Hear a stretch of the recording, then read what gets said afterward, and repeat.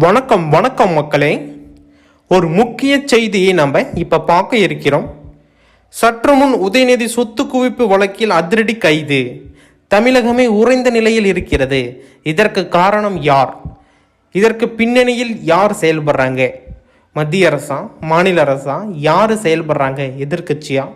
எல்லாமே பார்த்தீங்க அப்படின்னா இப்போ வரக்கூடிய பதிவில் நாங்கள் மிக சிறப்பான முறையில் பார்க்க இருக்கிறோம். நீங்கள் நமது சேனலுக்கு கட்டாயமாக புதிவராக இருப்பீங்க. கீழே சப்ஸ்கிரைப் பட்டன் நாங்கள் அவைலபிளாக கொடுத்துருக்கோம்.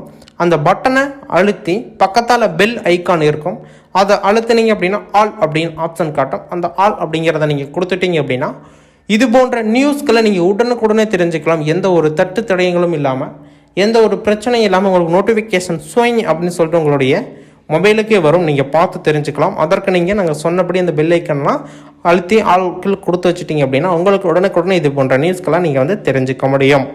ஃபஸ்ட்டு பார்த்தீங்க அப்படின்னா உதயநிதியை மத்திய அரசு ரொம்ப நாளாக குறி வச்சுக்கிட்டே இருக்காங்க. ஆனால் எப்போ மாட்டுவார் அப்படின்னு சொல்லிட்டு ரொம்ப எதிர்பார்ப்பான இருந்த சூழ்நிலையில் இப்போ பார்த்தீங்க அப்படின்னா உதயநிதிக்கு கெடுபிடி கொடுத்துருக்காங்க.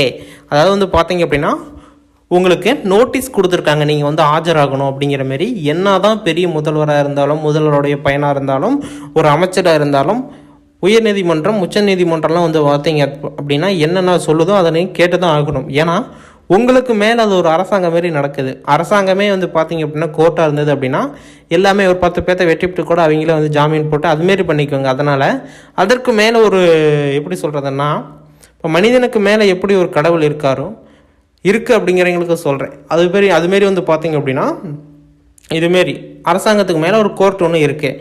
அங்கே நீங்கள் ஆஜராகணும் அப்படின்னு சொல்லிட்டாங்க அப்படின்னா கட்டாயமாக நீங்கள் ஆஜராகி தான் ஆகணும். அதுக்கெல்லாம் பார்த்தீங்க அப்படின்னா மாற்று வழியோ மாற்று கருத்தோ எதுவும் கிடையாது.